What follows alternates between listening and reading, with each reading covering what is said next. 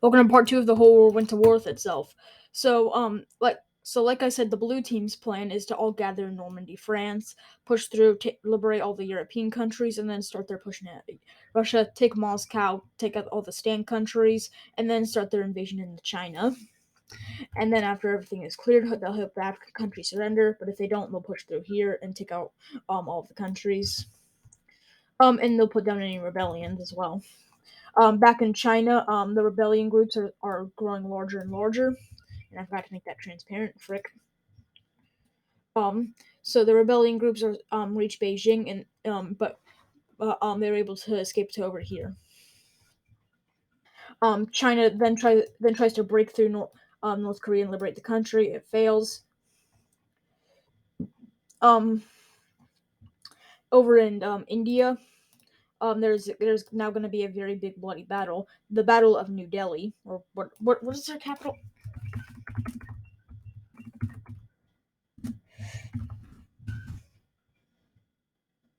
Yes, I finally got something right about capitals. Anyway, so yeah, New Delhi right here, which is actually a lot closer. So yeah, the Battle of New Delhi, or the Second Battle of New Delhi, I don't freaking know. It results in an Indian victory, and they're able to push Pakistan out of India, and they started pushing to Pakistan, liberating Nepal and Bhutan. God, that was a mouthful. um, Over in Myanmar, that they help with they help take out the last few rebellions over here. Um, Over in the East Indies, they all regroup in Taiwan. Japan and South Korea also do so, and they start their invasion into the bottom of China, and then keep pushing up into here. Now they are using this by brute force tactics. It's very hard to push through though, but even though it's pretty hard to push through, they still make it. So over in the new Chinese capital, which is right here, just to make that. There we go. So this is the new Chinese capital. It's enlarged for the purposes. I don't know. So here we're gonna see the battle of the new Chinese capital. So over here the blue team advances. And then the bloodiest battle of the war ever happens with around 2 million casualties just from this one battle, and they start to making it the bloodiest conflict in history. They then start to encircle it though, but they are met with brute force and tanks. And they target soldiers wearing white shirts, no reason why, and they're able to keep their capital. Um, China is pretty much on the brink of collapse at this point, but they decide they're not going to surrender. Over in the Middle East, the blue team is now ready to make their massive push. Over here, they gather literally every single force they have, and they're able to completely knock out Afghanistan and Pakistan. They then start taking out the Stan countries, and they make a push into Kazakhstan, liberating the country, and are able to encircle the rest of it, which basically means that the whole country is now in blue team hands. Russia then gathers all of their forces over in the captured Japanese territory, and they push through, taking most of it back. So now the war's again in another stalemate, and it stays like this for about a whole year, and it's pretty much the phony war of World War III. The war has gone on for about 10 years at this point, and then and now the blue team actually has to make up a different plan so they can actually win this whole thing. So the Normandy plan is activated. They land in friendly France, Normandy, and then they gather their forces around here. With mainly U.S. forces, but with a lot of our forces, they push through and are able to completely blue liberate all of Europe. They then push over through allies, and then they start their put. But over here, the red team sees some success by pushing back by taking out all the Caucasus countries. But over here, it's not looking too well for Russia, as their big brute forces, the blue team's big brute force is activated. They liberate the Caucasus, and they capture Moscow. Congress escapes to around here, and the blue team keeps pushing in. Russia is now fighting a war on two fronts, but they cause a massive defense line over here, and now they have to battle over here. The blue team eventually makes it to Congress, And now here's another very bloody battle. This battle will only have about 200,000 casualties less than the battle of the new Chinese capital. So over here, we're going to have a battle. So let's just fix this whole thing. Yep, there we go. So over here's the capital. Darker. There we go. That's better.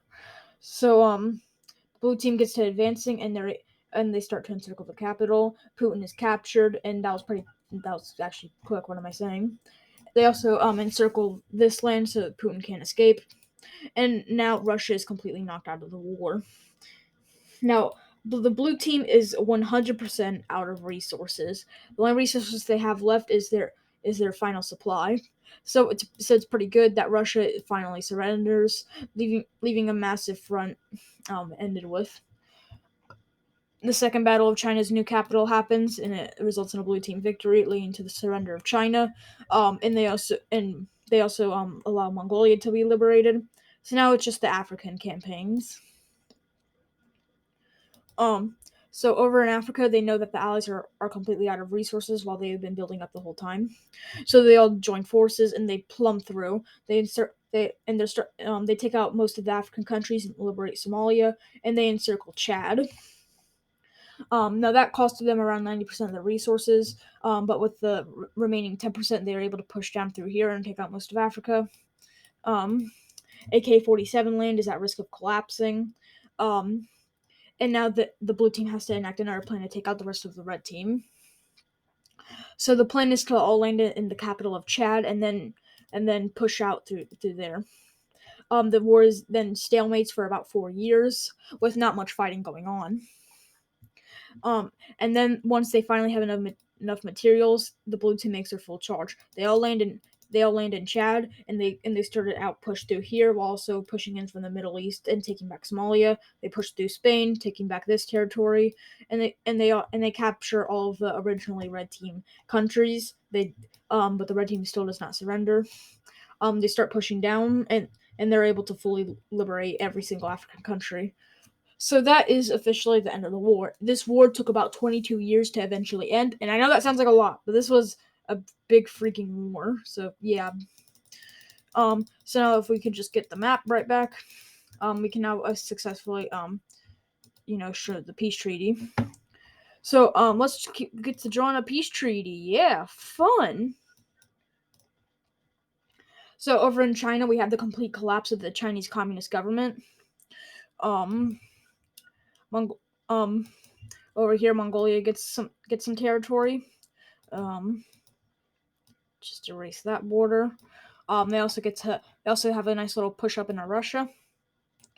And now Mongolia is basically just a guiding circle. No reason. They just felt like it.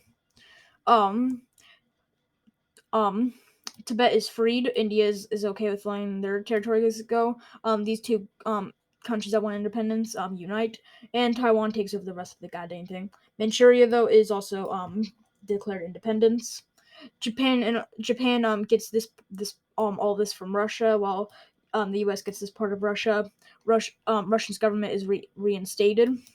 Russia annexes Belarus because why not? And and also, by the way, any red team land is completely occupied by the blue team. Ukraine gets wrong color. Ukraine gets a big part of Russia, as well as Poland. And now some countries simply just can't get any land except for some material, and they get their reparations paid off because they didn't border any red team countries. So there's Poland gaining some land back. Over in the Baltic countries, we have the Baltics all decide to unite so they can be stronger together, and they also get a big part of Russia. Over in Finland, the Finnish are able to acquire lots of territory. And they're able to eventually, after a lot of peace deals and negotiating, to get all of this. Over in Europe, not many things happen except for most of the war reparations coming from the red European countries, except for Portugal, who just gets annexed by Spain completely. So now we have Liberia. What is this? supposed to be called. It's like Iberia or something. I don't freaking know. So now we have a nice square. Um, and now it's time to do some stuff over here. Border gore. Um, but before we actually ruin everything, let's get on to the Middle East. So over in here, Oman annexes Yemen. Turk, the Saudi Arabia gets most of this gets quite a bit of this territory. Israel completely annexes Palestine and Lebanon, and then Turkey gets the rest of this territory. So now we have Turkey renames themselves to the new Ottoman Empire. Over in the Caucasus regions, we have Georgia getting a nice sizable chunk out of Russia's oil fields. Over in Azerbaijan and Armenia, they decide to put down all their differences and unite. I know that sounds really stupid because it is, but I don't care. And they completely take over this part of Iran. Kazakhstan gets to literally eat all of the other stands for breakfast. At least for the middle, at least for the Central Asian stands. That is not Afghan. And I'm not counting Afghanistan and Pakistan into that. Afghanistan and Pakistan become puppets of the United States. They punish the Afghanistan government pretty brutally because reasons. Although India does get a little bit of Pakistan, which they deserved anyway, because their claimed territories of China cannot be preceded now. So now they get most of Pakistan. That's a nice Pakistan in my opinion. Over in Southeast Asia, the only thing that can really happen here is Vietnam just acquiring that Chinese island and also acquiring Laos and Cambodia. Can I stop saying it like that for God's sake? So yeah, they get all of this territory. Over in Korea, the Koreas are reunite, and what was little left of the DPRK has to pay for literally everything, as much as they can to fix up the country. Over in South America, Venezuela will be completely split. So let's just there we go, and let's cause a little third split right here, and there we go. That's a little better. Brazil will gain this territory. Colombia will gain this part of Venezuela. Over in the Guyana countries, they unite and they take over the rest of Venezuela. And now there's not really much to do with South America now. Over in El Salvador, they get the entirety of Honduras, while this country right here gets to take all of Nicaragua. No, I did the wrong thing. Dang it. Alright, so basically, yeah, stuff just keeps happening. Stuff just keeps getting cut. I don't want to touch Africa, and I'm running out.